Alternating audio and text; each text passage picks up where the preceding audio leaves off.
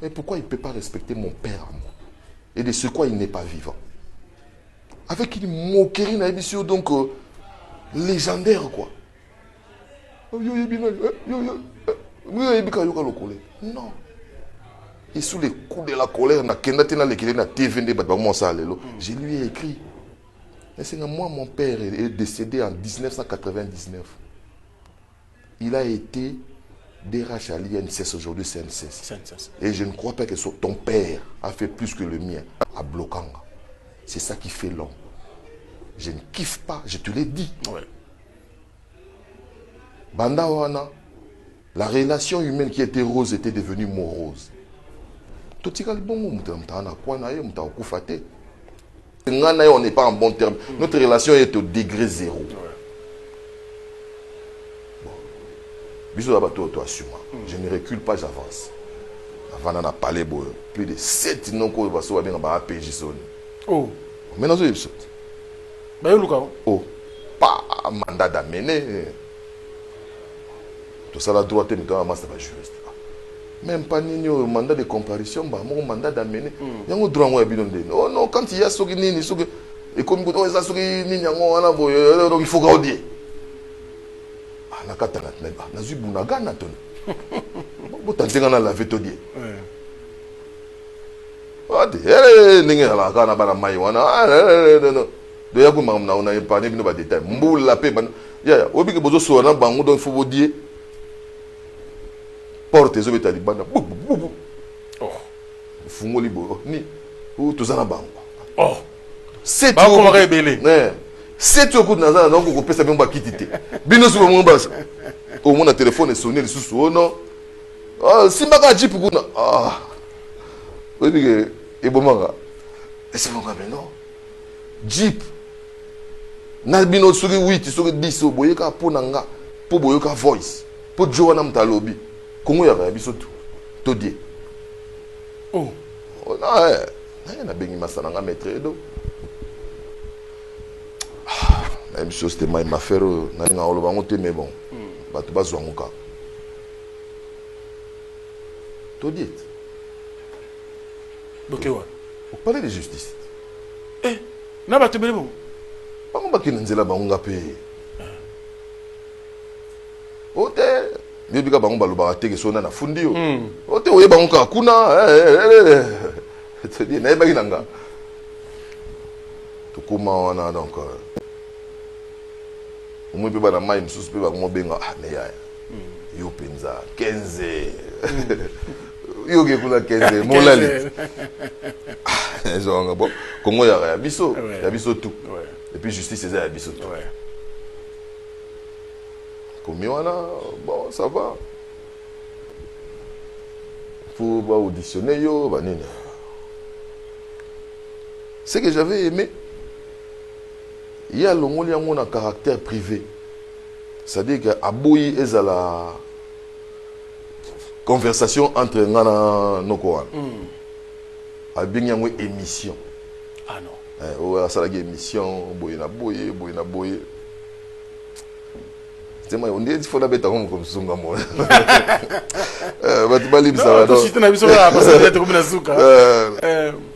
Non, c'était même pas une émission. D'ailleurs, moi, je ne fais pas des émissions au téléphone. Moi, je fais les émissions comme ça en direct. Avec, je me suis défendu avec mes armes. Dieu merci. Bon, Boya lundi. Confrontation. À Kate, à Bengi Meta Chicha Bokolo, Benden. Non, non. En tout cas, tu sais te défendre. Kate n'a pas bon. C'était ta caractère privé, c'était pas caractère public. Parce qu'il y a Zobaki. Non, Yoyebika. Et j'ai vite compris que la démarche était Pétio qu'il faut un côté prison. Prison, on peut un côté pour diminuer. Il y a un côté pour servir des leçons. Ou bien le terrain d'entente. On dit que faut mieux vaut qu'il y ait un bon arrangement qu'un bon procès. Un mauvais arrangement qu'un bon procès. Voilà. Ah non, mieux vaut un mauvais arrangement qu'un bon procès. Voilà, donc. Ah mais bon, ça va. Toi, je te dis honnêtement. Maître Tchitcha non, Nde yebi Joana oyanga. Arrête. Na petit monsieur le wanga boy. Ah ya to ça ne confrontation. Ah ya net. Bon, kende pour azozela yo pour ce qui a yété et que yo yé na c'est une bonne chose. Ay na koti.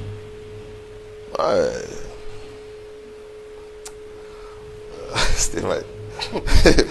Nanga apena ko lobango te. Totala na aka musika. Ba petio bazaki na ye ba sengi na ye apporter la plainte. OK. Porter plainte hein. Pour montrer qu'il est caïd, apporter plainte. La kinda ba entendre nga. Il fallait ayanga na ye confrontation. Ayati. Et ces soldats et ces soldats. Là, je me permets de demander pardon donc à mon ami et avocat, Maître Chicha Bokolo, parce que c'est un lobango témé. Il faut qu'on ait tout ce là total na musika. Makamna yete aloba makamna ngate. Coup du hasard, vanda jour moko boye. Wazeko. Nayambi wazeko. Non ça. Oh non. Na sanze moko rythme nango na beti yango pena rythme ya papa na Nike. Tchatcho. J'étais. Les rythme na yete. Bato aloba falutika no kaka. Mais c'est qui journaliste na Mais oui, on a raté falutika. Tozo yo kana te na ye. Et tozo yo kana te na musique ya Congo. Est-ce que yo yebiki bat basala rythme na baza. Sota bazo talanga bakansaka na kamayele mais na ndimi eloko ne wana ba piango mutu mususu. On parle de la création de quelque chose qui n'a jamais existé. Ouais. On parle du créateur, quelqu'un qui a mené quelque chose qui n'a jamais existé. Yangot, tout que vous dictionnaire, quand on dit que non, celui-là c'est un créateur, c'est-à-dire il a fait exister quelque chose qui n'existait pas. Très bien. Oui. Et puis moi j'ai aimé, ah non, pour la solarité, Yangoana a loqué problème. J'ai eu peur au-dedans de moi. J'ai pris des vieux à moi. Et des surcroît des vieux qui ont travaillé avec lui. Dans une vieux loga Souzi, j'engage son nom ici. Aïsingabi, aux anzem loga ngobila, ngam na arrangeant. Nabi ah bon? Abi oh, oui barate ngam na arrangeant. Nazwa ngweza loga anzem ya dewayon. Yoka rythme wana ya dewayon. Ok pas fait maïka muna nabi tala nzem boye. Tozwa yango na rythme ya fait na biso mwenda wa baeki. Ce sont des rythmes qui ont existé. Il y a eu des rythmes même qui ont existé avant même sa venue au monde. J'ai investigué. Parce que le moment terme d'investigation. On ne peut pas parler d'un journaliste d'investigation sans pour autant avoir une investigation, sans pour autant avoir un agenda, sans pour autant avoir une connaissance. Très bien. Si on a investigué sur sur la musique, sur les rythmes en question, il faut savoir frapper dans des portes. Des bonnes portes, certainement. Voilà, des bonnes portes, merci. Mais que non, on parle du rythme. Il faut que nous avions quoi. Il faut que nous ayons souci. Il faut que nous même na jujuche, na tinda popol mo passo la zara na mikiri nabi, zolanga ta maloba ya jujuche. Et moi, dans mes propos, j'ai dit, les gars, c'était mes propos, c'était ma phrase. Nabi, il raffolait tellement les rythmes qu'il a fait sien. Et comme il est yaye. Et c'était ce que Nabi a alors on était fan ton ami balé na linga ami abogaro. Est-ce que ne sont dans mes métro ou bien so yo pesi nga yendoi a combien nga? Non. Ah ouais. Ma beka kana sina likamwa ma beka ka po ezaki nga et puis nga na etozaki en bon terme. Moi j'ai aimé, il y a eu des gens qui sont sortis, ils ont commencé à m'insulter. Même Kissinjora, il m'a insulté, il m'a lessivé. Je ne cite pas certaines personnes. Comme je connais les Congolais, au bout d'une semaine, 4-5 jours, recherche baza. Et puis c'était quelque chose de spontané. Et ça qui était que et j'ai aimé aussi à un moment donné Vincent Chilou Nzalomia dit oh Wazeko Mutamayele mais aboya qui ne débat même Wazeko avait refusé abi oh et ça a été ah ndio yo lobi boy ça ba recherche na moni mutumo bo yo leki Wazeko na connaissance ngabi oh attends ngana lobi teke non ngana yebo yemba mais je peux avoir des connaissances pour avoir fait des recherches et qui zongi tchacho yeyo ni et lui il s'est permis par après. Oh non, ndenge aliawa, il faut tout le cas. Ndenge aliawa, il faut tout le cas. Te faire taire. Ah bon? Parce que la liste. Ah, il y a battu autant comme ça. On ne suis pas un malfrat. Je ne suis pas un petit journaliste. Au-delà de il y a la colère, il y a dénigré. Loin de moi. En tout cas, loin de moi l'idée, il y a dénigrer. D'ailleurs, j'avais fait ça exprès. Je profite encore de ton micro pour le dire. Oui. Nana master Morubo, tu m'as dit, oh sakana, lobby. Et c'est quand il y a boui ba prouesse na. Et c'est quand il y a lobby qui est faux musicien. Moi, je suis au niveau de la création. Très bien. Vous avez dit qu'il a créé. Viens moi au coup de l'entendre à communauté. Je crois Abin Anganati. Do ré mi, on dit pas do ré mi fa sol la cha cho. Abiza, Abiza do ré mi, arrête avec des discussions comme ça. Arrête. Mais c'est une TV et qu'il y a moi animosité moi dans la Katiwana, je vais rétablir la vérité. Abinanga, ce sont des rythmes qui ont existé avant.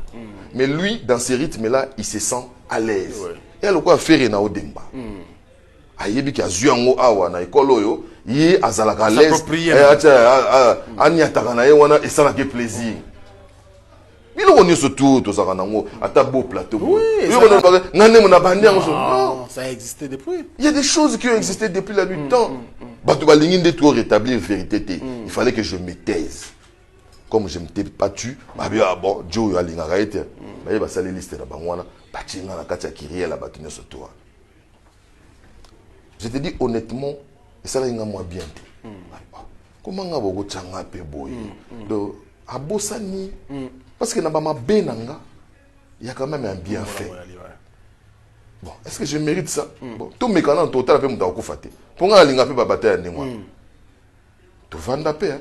Mutakufa pété. Et ce que j'avais aimé, na mona penza, mutumu pa benganga bi ah, boyoka na fe na oko. Pour binomi balé na auto landae na émission mo boye. On dirait pena bienté. Il faut un mo boye binomi balé ka ça la bien. Bien c'est mon orientation. Na senga mais pour tout ça la paix émission bien. Les autres senga paix tous à la paix en bon terme to yokan. On laisse l'eau couler sous le pont. Tout tikata on attend comme disait Mitterrand. Voilà, natika ngobongo et puis il y a les solos oyo na linga penza ko lo bango te mais lo zambula ya sika to il a gena mo makamsusu dès ka ezalaka on échanger na ba groupe ngala ka kutu sikoko natika ko loba pour ngana ba groupe yo yebinga so na alika ba loba na banga mutute mais na linga na manyola ngo na moi respect nyos azaki na ngana mikili namoni benga ko ata komone kutichanga colère garçon a ba mimiki ya papa na nayi ki kutambola papa na nayi. Oh non, c'est très difficile qu'on réconcilie les artistes et les musiciens. Un petit conseil, c'était un conseil. Nesengabi à l'heure actuelle qu'on a en bon terme, biso tant que dans le monde dans le oyo. Vous avez un bon terme, tant qu'on a la guerre à JB na Ouera. Vous avez un bon terme na Ouera. Vous avez un bon terme na JB. C'était pratiquement impossible. So, vous avez côté on a Babignon Kadia, vous avez côté Babignon Niama. Vous avez côté mon corps. Voilà. Toi, tu as la chance. Fallait t'écoute. Papa Nanaïk aussi t'écoute.